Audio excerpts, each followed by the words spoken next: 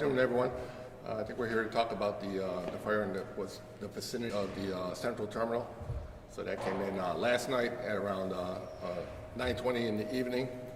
So crews arrived there. It wound up going to a second alarm. The fire was actually about 1,000 to the rear of the central terminal. HR construction site. It's their own site that they own, and the fire was mostly consisted of tires, a lot of construction debris, things of that nature. So it did go to the second alarm, mostly because there were some not water issues, but we had to relay water a considerable distance because the hydrants in that area are low volume. So that took some time, and it took some extra apparatus to accomplish that task.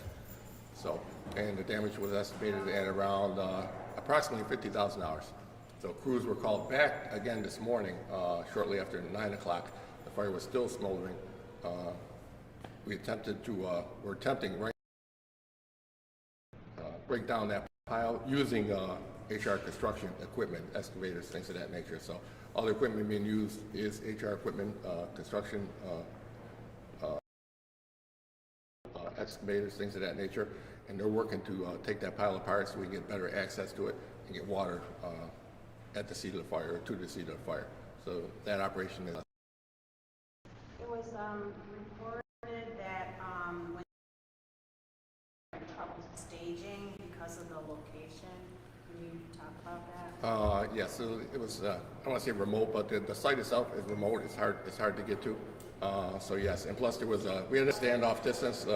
Anytime you were fighting fire in a construction area, you have to think that there's a possibility at least of some propane and standoff distance as well.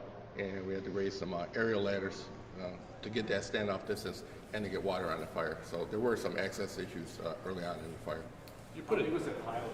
How large was the pile that was on fire? I don't really have those dimensions, but it was pretty sizable for where we're going to stand. You put a damage estimate on it. Was it not just debris, or was it actually just materials for construction? Do you know what it was? Yeah, it was mostly what I was. The information I have right now is construction debris. There could have been some new construction materials mixed in with those, and as I said, there was a considerable pile of tires there as well. Did you say the business HR? HR construction. Like the initials HR? Yes. Okay. Is there a concern with those piles of debris that, trying to work with these companies to maybe not have them piled as high, for more opportunity for fires like this to happen? Yes, and actually we're going to be in talks with HR construction shortly as far as, not only that, but securing the site as well. Securing the site and keeping the site, those piles of debris, manageable. So they should be getting rid of those at regular intervals so they don't pile up like they did. How did the fire start? We think it's suspicious in nature, but it's still under investigation. Was it legal for them to have that stuff there? Are you just looking into that too? What's the We zone for that, for having construction debris and stuff piled up in there? We haven't got to that point yet, so the investigation is ongoing. Is it something like the permits inspections where they have to have any prior violations or anything of the property? I don't have any knowledge of that, but that's something that will come out. Anything else? I have to ask you about the South Buffalo fire this morning. What can you tell me about that? Yes, that came in a little after 8 o'clock this morning. It was a 2.5-story frame. We believe it was a vacant structure. There was a thought there may have been some squatters in there as well, but it was a pretty intense fire. $75,000 damage to the building itself, $25,000 to the contents, and then there was a garage as well, another $35,000 damage there, and we had to call extra companies for that fire as well. So it went defensive.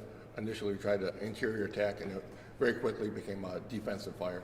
So we pulled out and raised some aerial ladders and got some water on it that way. What was the address on it, Jermaine? Actually, they changed the address to 108 O'Connor. And can you explain, in case they don't know, what's squatters? Just people using it, everyone knows what squatters are, right? We should. For the most part, So yeah. the central terminal, is the investigation, it's believed to be an arsonist? Is that? Well, like I said, it's suspicious in nature.